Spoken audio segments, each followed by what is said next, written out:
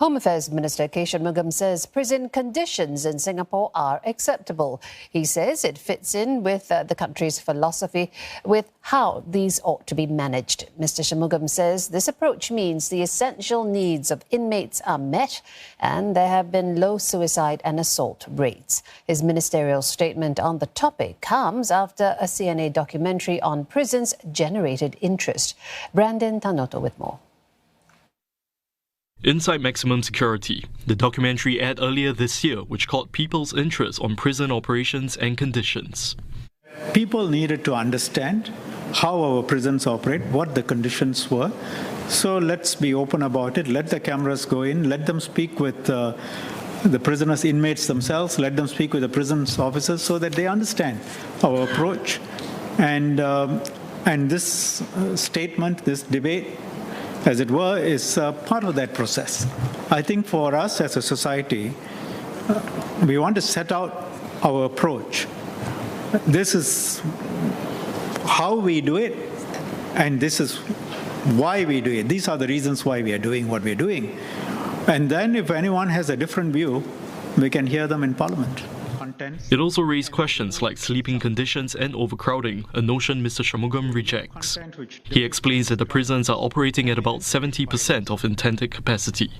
But in addition to the actual physical conditions, I would say not enough attention is paid to what I would call the software, the recidivism rate, the effort put into the inmates when they are in prison, the assault rates, whether discipline and inmate safety are maintained.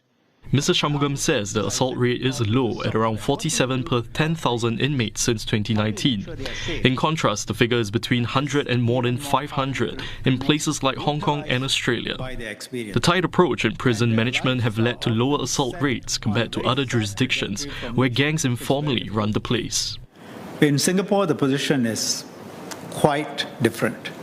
Our prison officers run our prisons, not inmates, not gangs. The prisons are run in a fair and disciplined manner. We have a zero-tolerance stance towards gang-related activities, and we try and maintain safety, order, and discipline in our prisons.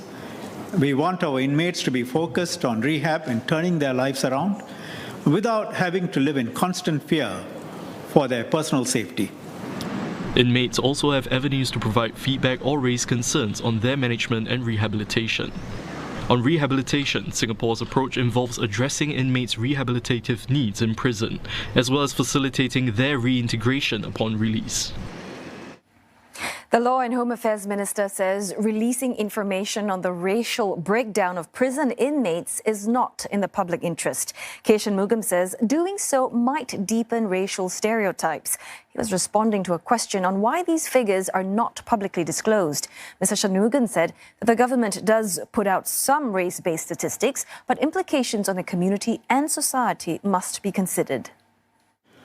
The government also releases race-based statistics on drug and inhalant abuse through CNB's annual reports. Why do we, for example, release those statistics? We do so to effectively mobilize the communities into action. By working with the community, we are then able to come up with interventions that are better suited for different communities.